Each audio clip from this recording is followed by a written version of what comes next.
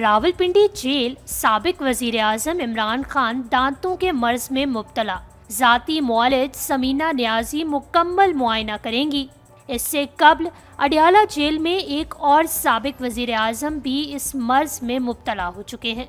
दुनिया की मारूफ शख्सियात को मुख्तलिफ इल्जामात की पादाश में जेल की असीरी के दौरान मुख्तलिफ नौइयत की बीमारियों का सामना रहा है, जिनकी फहरिस्त बहुत तवील है। भुट्टो के बाद इमरान खान को भी दांतों की तकलीफ का आर्जा लाहक हो गया। दोनों का जेल में जाती मुआलजीन से मुआयना कराने का मुतालबा। जेल सुप्रिटेंडेंट रफीउद्दीन का अपनी किताब में इंकशाफ है कि फांसी से पहले भुट्टो के दांत और मसूड़े खराब हो चुके थे। पाकिस्तान के हवाले से साबिक वजीर आजम इमरान खान, जो तोशाखाना केस में अडयाला जेल में कैद हैं, इत्तलात के मुताबिक वो भी दांतों की तकलीफ के आर्जे में मुब्तला हो चुके हैं और गुज़श्ता रोज अदालत के हुक्म पर जेल में उनकी जाती मुआलिज डेंटिस्ट समीना नियाजी ने उनके दांतों का मुकम्मल मुआयना किया है।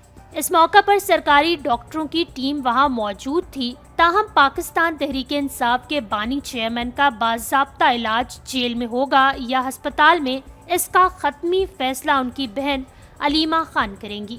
जेल के बाहर उनके एक वकील ने बताया था कि बानी पीटीआई ने दांतों में तकलीफ के बायस नैब अदालत से मेडिकल चेकअप के लिए इजाज़त ली थी और उनके दांतों का मुआयना अदालती अहकामात की रोशनी में किया गया, जबकि बानी पीटीआई ने अपनी सेहत के मुताल्लिक बात करने का इख्तियार अपनी हमशीरा अलीमा खान को दिया है। उनके जाती मुआलजा मुआयने की रिपोर्ट अलीमा खान को पेश करेंगी। पीटीआई के बानी चेयरमैन दूसरे वजीर आजम हैं जो असीरी के दौरान दांतों के मर्ज में मुब्तला हुए।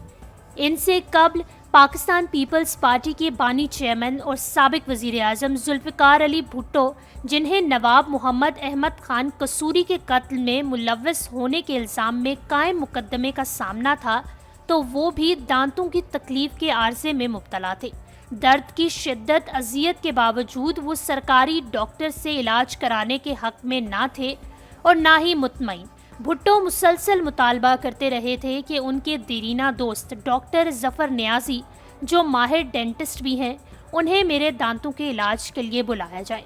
उस वक्त भुट्टो साहब के दांत और मसूड़े जब हल्की गजा खाने के काबिल भी ना रहे तो डॉक्टर जफर नियाजी को जेल में लाया गया और 3 से ज्यादा सरकारी अफराद की मौजूदगी में उनके दांतों का मुआयना किया गया। कर्नल रफीउद्दीन के मुताबिक फांसी दिए जाने के वक्त उनके मसूड़े और दांतों की हालत इंतहाई अबतर हो चुकी थी।